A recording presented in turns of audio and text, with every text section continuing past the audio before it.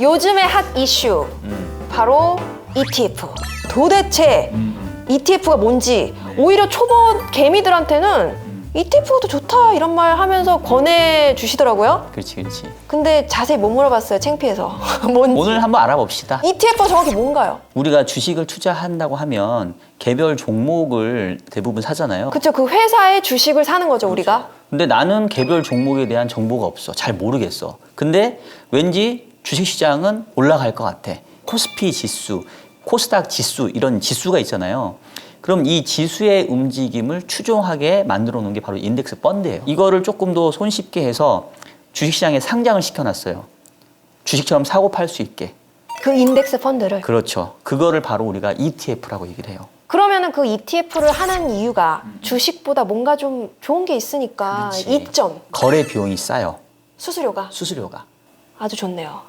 그렇지. 그러니까 인덱스 펀드에 가입하는 것보다는 그냥 내가 인덱스 펀드가 상장된 형태인 ETF를 사는 게 조금 낫고 개별 종목에 투자하는 게 아니라 전체 이 주식 종목들을 묶음으로 투자하니까 자연스럽게 분산 투자가 되죠. 아주 좋네. 사실 뭐 살까 이게 제일 고민이잖아. 사실 정보도 없고 그렇지. 괜히 또 잘못했다가 잘못 사는 거 아닌가. 그리고 또 한 가지 ETF가 장점이 있을 수 있는 게 요즘에는 이제 주가 지수에만 ETF가 있는 게 아니라 지금 ETF 시장이 상당히 활성화돼서 운용사가 다양한 스타일과 다양한 기초 자산을 토대로 해서 ETF를 많이 내놨거든요. 그래서 예를 들면 내가 종목은 잘 모르겠는데 왠지 IT 섹터가 잘 나갈 것 같다. 그러면 IT 섹터 ETF를 사면 되고 아니야 나는 중소형주가 앞으로 주가가 더 많이 올라갈 것 같아. 그러면 중소형주 ETF를 사면 되고 그래서 자기가 간접적으로 투자하고 싶은 아이디어가 있다고 한다면 그 ETF 리스트를 보면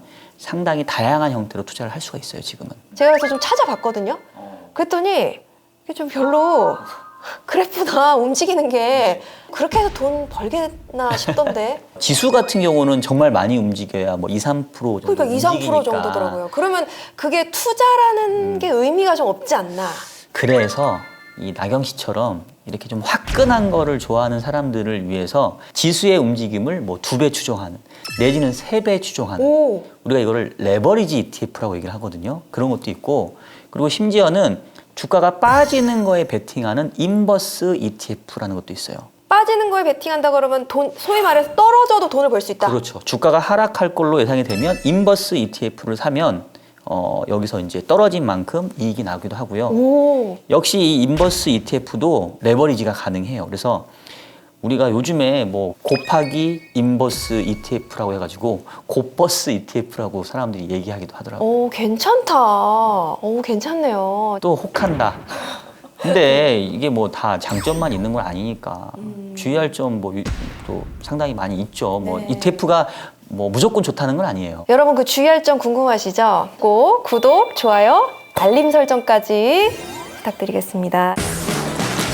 가격의 움직임 변동폭이 크다는 거는 이거는 뭐 기본적으로 투자의 리스크니까. 근데 ETF는 이제 몇 가지 조금 단점들이 있긴 있어요. 어떤 단점이 있어요? 기초 자산을 사는 게 아니라 이제 선물을 사는 ETF 같은 경우는 뭐 예를 들면 원유 선물 같은 경우는 만기가 긴 그 월물의 선물 가격일수록 이제 지금보다 가격이 높게 형성돼 있어서 이 선물 포지션을 계속 유지하려면은 월물을 계속 롤 오버를 해야 된다고 그랬잖아요. 콘텐고 형태로 이렇게 만기가 길수록 가격이 높으면 롤오버 할 때마다 비싸게 내가 재투자를 해야 되니까 거기에서 또 실질적으로 기초자산 가격이 오른 만큼 다 내가 이익을 취하기 어려운 그런 상황이 발생할 수 있어요. 그리고 ETF도 상장 폐지될까요? 안 될까요? ETF도요?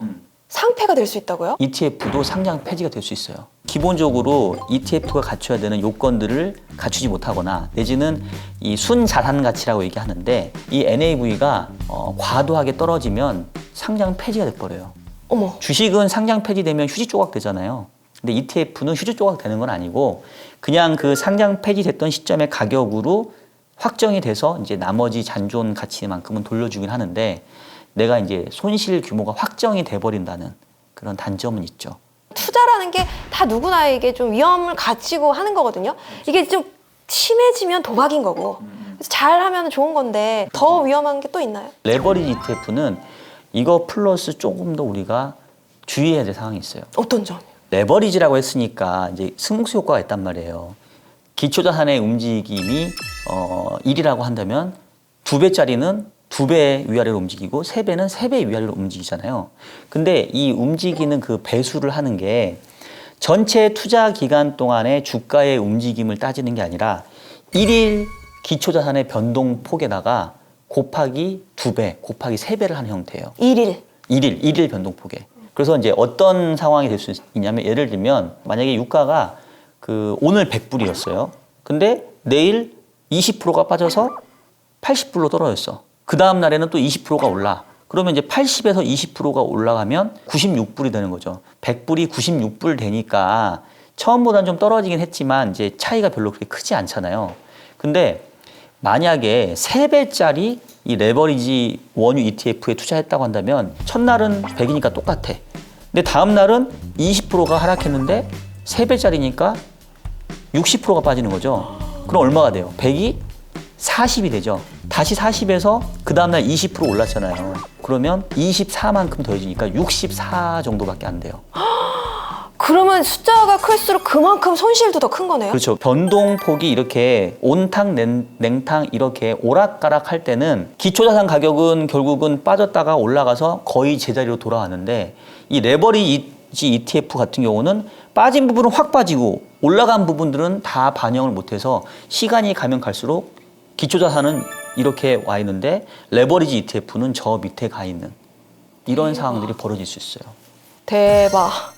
어디 심장 떨려서 투자하겠어요? 그래서 사실은 레버리지 ETF는 개인 투자자들이 투자할 때 상당한 어떤 주의를 요하는 아주 고위험 상품이기는 해요. 세상에 쉬운 게 없다. 이게 무서워서 못하겠네 진짜. 잘못하면 진짜 큰일 나겠네요. 신중해야겠다 진짜로. 그렇지. 결국은 레버리지 ETF 같은 경우는 내가 시장에 대한 방향성에 대한 확신이 있을 때 그리고 아주 짧은 기간에 투자하기엔 좋아요.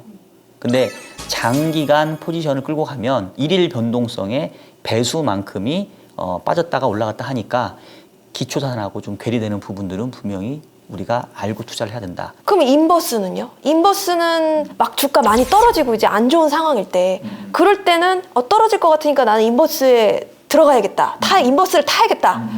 이거 괜찮은 거 아니에요? 역시 인버스도 레버리지가 있거든요. 근데 짧은 기간에 투자하기엔 좋지만 이게 상황이 길어지고 투자 기간이 길어지면 이렇게 기초자산과의 괴리가 상당히 크게 날 수 있는 위험성을 내포하고 있다. 이 부분들은 꼭 알고 투자를 했으면 좋겠다. 그러니까 인버스나 레버리지 ETF 이런 부분이 좀 장기 투자에는 좀 권하지 않는다. 일반 개인들한테는. 짧은 기간에 시장의 움직임이 좀 급하게 움직일 것 같다라고 할 때 그때 레버리지 ETF, 레버리지 인버스 ETF 이런 게 적합한 상품이다. 살짝 탔다가 살짝 내리고. 그렇지. 오래 타기에는 좀 버겁고. 장기는 안 돼. 장기는 안 돼요. 몇 정거장 탄 다음에 저 이번에 내려요 이렇게 하는 게 좋습니다. 창을 닫으시기 전에 구독, 좋아요, 알림 설정까지 꼭 부탁드립니다.